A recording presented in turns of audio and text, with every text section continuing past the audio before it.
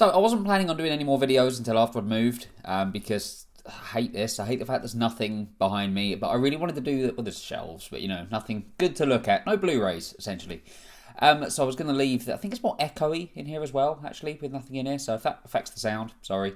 But yeah, I was going to do my top 10 movie list, I was going to do my top 10 worst movie list, and anticipated for 2019, but because of everything that's going on, I've not really had the chance to, but I thought I can at least do the worst ones, because the worst movies of this year don't deserve a cool backdrop full of Blu-rays. They don't deserve anything. They deserve nothing. Just empty shelving and whatever that crap is there. I don't know what it is at all. But that's what it deserves. So I'm still going to do the movie list now. The top 10 movie list will be coming in a couple of weeks' time once I've settled into the new place. But for now, let's talk about the shit of 2018. Put the button back in the box.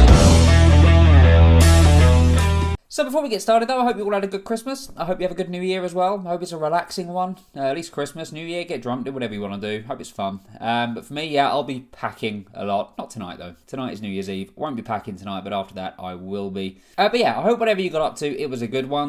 But enough of that now. Let's get on with the top 10 worst movies, in my opinion at least, of 2018. Before we get into them though, I'm going to do some dishonourable mentions, is the way to say it, or just some mentioning of the other crap ones that weren't quite as crap as the other 10. So those movies include, and one I'm going to say a little bit more about, Jurassic World Fallen Kingdom. I gave that a 7 when I did the review of it. It's a movie that I've watched since and hate it. I don't know what I was thinking the first time. I think I was just too swept up in the fact it's a Jurassic Park movie. But yeah, I really hate that. It's one of, I think, 2 or 3 reviews that I would redo if I could. The other one's Christopher Robin, which I also gave a 7, but I would give a higher score to in retrospect. But yeah, Jurassic World Fallen Kingdom, not a good movie. Not one of the worst, but a contender. Also, disappointing and the worst, Mile 22, The Predator, and Skyscraper.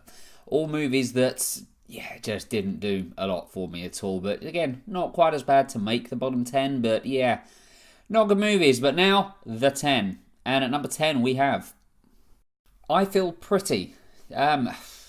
This one mentions as well to Life of the Party, actually, because they're 2 very similar movies, and they were both meant to be comedies, but they weren't funny.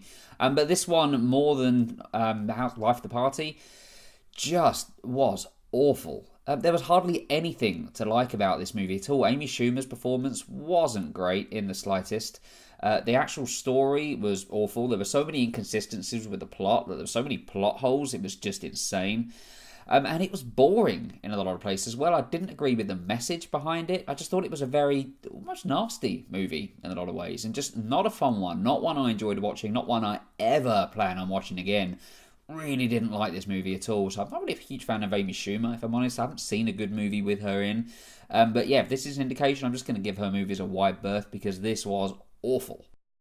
Get to number 9, just to point out, I've not seen every movie from this year. Probably should have said this at the start, but I've not seen every single film that's been released. Quite a lot of the really bad ones I haven't watched. Holmes and Watson is one that I would imagine would be on this list, but I haven't seen it, and I probably won't. So yeah, just remember, if there's films that you think should be on this list, like 50 Shades Freed, for example, I didn't watch it.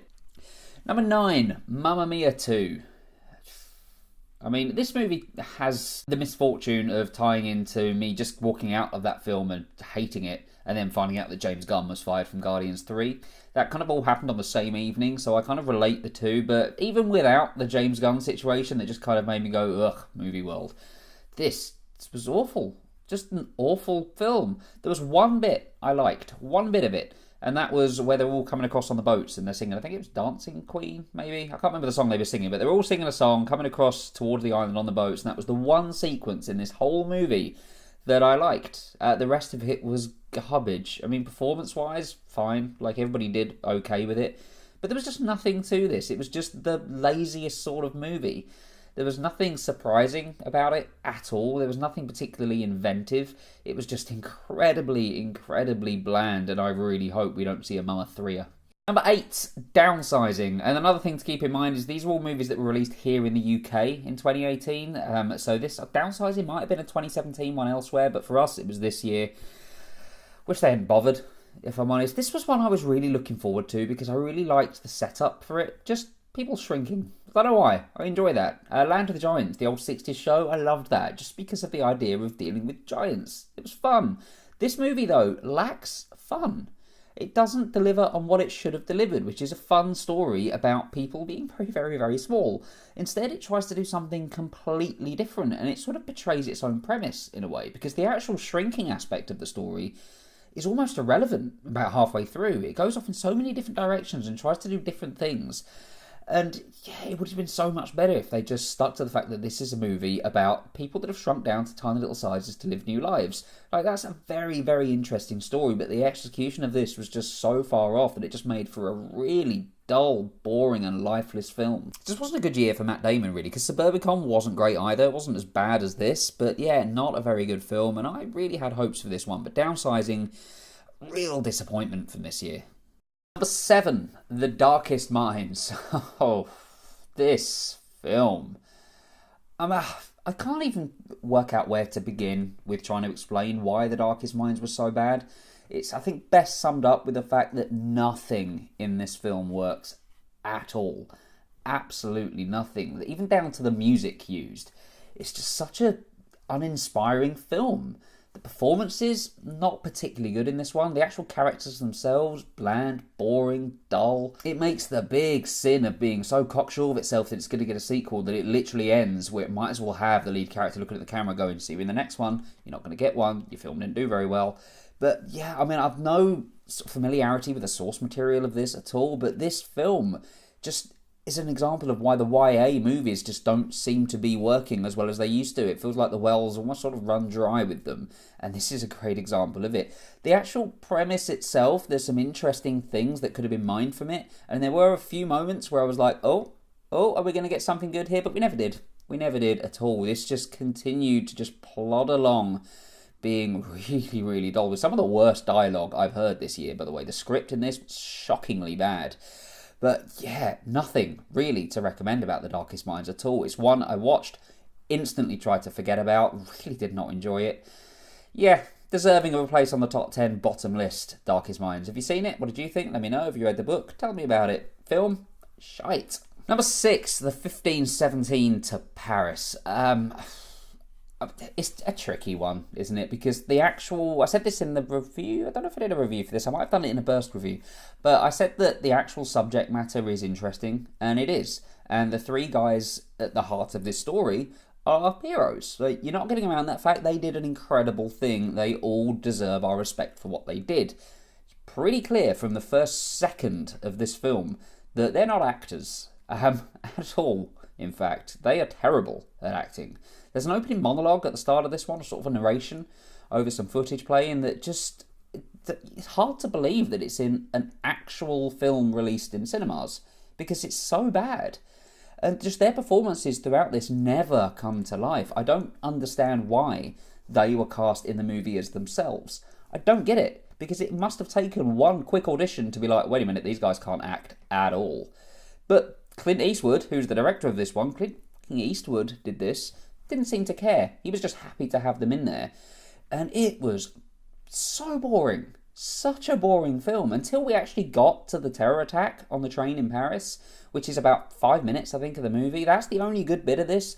The rest of it, where we're exploring their childhood and how these guys met, who cares? Who cares how they met? They were involved in something that took place over a couple of minutes, and they did something amazing. That should be the thing we focus on, but the problem is you'd only have about a 5-minute film from that, which is why so much of this feels like padding. It feels like an entire movie of padding, just to get us to one point that's kind of over in a bit of a flash. As I say, that bit is actually pretty good. The rest of it, just cringeworthy bad, mainly down to the acting. The script doesn't help, the directing's not pretty good. I don't know what Clint Eastwood was thinking with this one at all. Just really a film to avoid, despite the subject matter. Number 5, Truth or Dare. A Blumhouse, they're kind of on a resurgence at the moment. Like, they're doing well. They're bringing out a lot of good films, and some really surprising ones. Happy Death Day, I really, really loved, and that's just to name one of many films that have been really, really good from Blumhouse. Truth or Dare isn't one of them. It's embarrassingly bad. It is funny in a lot of ways, actually. And whenever they get possessed by this Truth or Dare demon, they kind of do this weird face I can't do that's sort of like... No, I can't do it. I can't do it at all. But then nobody should, because it looks ridiculous. It made me laugh more than I was scared. In fact, I wasn't scared in this at all. There was no tension to it. It was just a very, very silly premise with seemingly a bunch of actors there turning up just to get the paycheck. Because they must have known how bad this was, because you can tell from the performances. A couple of them try to give some sort of gravitas to this, to try and raise it above what it is, but it's an impossible task because it's so bland, it's so mediocre, and it's funny when it shouldn't be. This is one of the worst horrors I've seen in quite some time, which is a shame because Blumhouse movies I actually get excited to see now, and then you see something like this and it kind of makes you doubt the good that they can do. Even though we know they can make good films, I just think they need a little bit more quality control over the finished product, because Truth or Dare was pretty abysmal. Very abysmal, in fact. I really hated this movie, even though it made me laugh when it shouldn't. Number 4, Gotti. For fuck's sake, this film.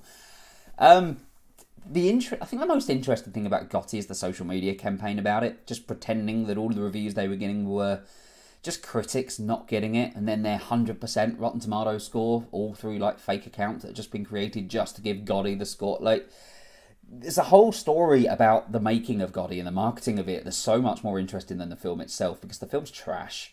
The film is as bad as everybody says it is.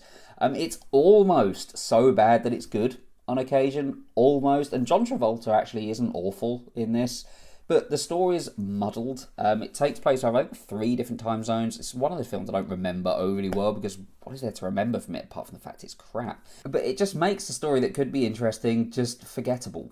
Really forgettable, or maybe even not forgettable, because it's so atrocious that it's kind of difficult to forget that you've seen something like Gotti. Not many people watched it, which is for the best, because they shouldn't.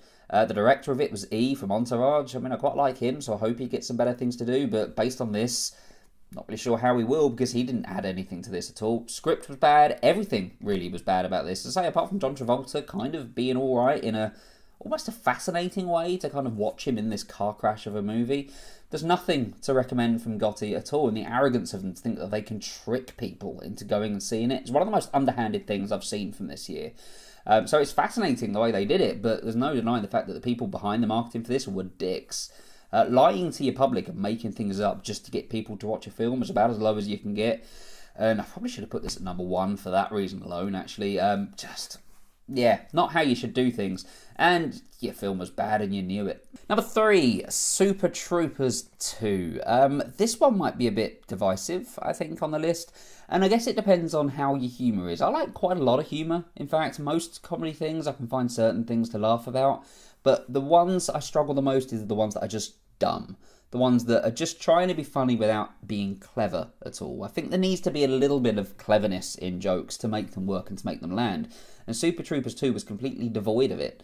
The first one I've watched a long time ago. I don't really remember a huge much about it, so I probably wasn't even the target audience of this, to be fair, so do take that into consideration if you are a Super Troopers 2 fan. It wasn't really for me in the first place, I don't think, but I watched it, I saw it, I had to give it a grade. The grade was very low, and here it is at number 3 on my worst of 2018 list, and yeah, I stand by it. Not my sort of film at all. I didn't find anything to like about it. It was too over the top, it was too silly, and nothing really of value for me at all. Yeah, I did not like Super Troopers 2, and probably won't go back and watch Super Troopers 1 either, because I imagine it's very much the same thing. But let me know, is Super Troopers 1 better? Was Super Troopers 2 just really bad?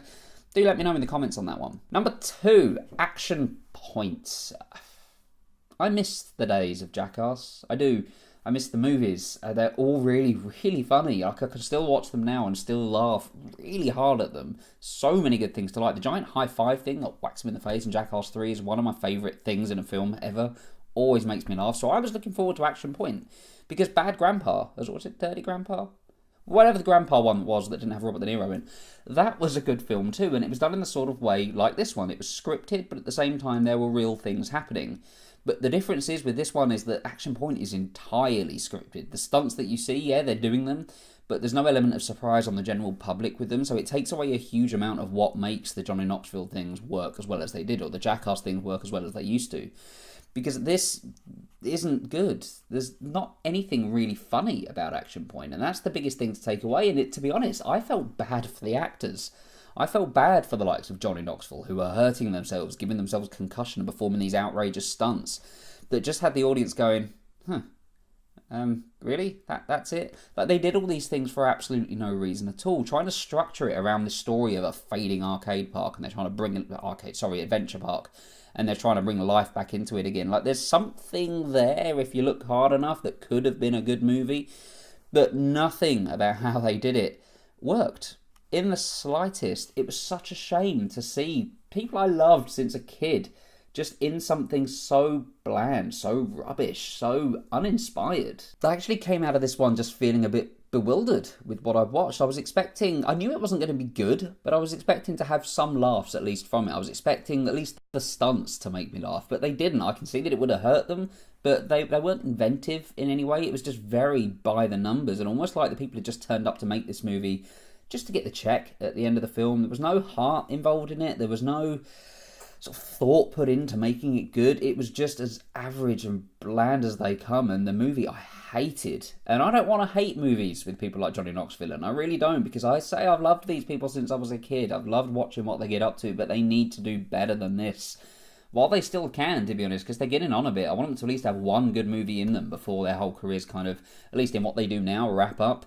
Action Point wasn't it. So that brings me to my worst movie of 2018. And before I reveal what that is, do let me know what yours are in the comments below. And don't forget, these are just my opinions. If you like any of these films, that's absolutely fine. I'm sure there's films that you like that I hate. Like, it's the thing with opinions. We can disagree, but as long as we kind of talk about it in a fun, nice way, then there's nothing wrong with disagreeing. It's healthy.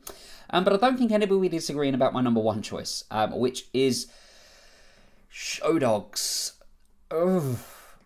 I mean, I don't know what I was expecting from Show Dogs, if I'm honest. I was expecting it to be not good, but I wasn't expecting it to be the absolute disastrous train wreck that this thing is, because I haven't seen a movie this lazy, this poorly written, this poorly directed, poorly acted, just everything about it so bad since, I think, the Emoji Movie. I think the Emoji Movie was the movie that I've hated on par with Show Dogs. Maybe worse, actually. But Show Dogs was just...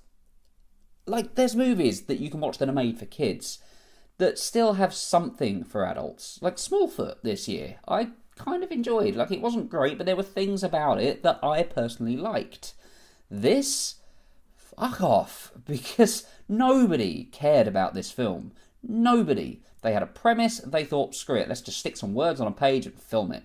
That's what this screams at. Nothing is funny. Not one joke in this film works. The animation for the talking dogs is terrifying. Like, they don't look like funny talking dogs, they look like things that sneak into your nightmares at night and torment you until your mind breaks.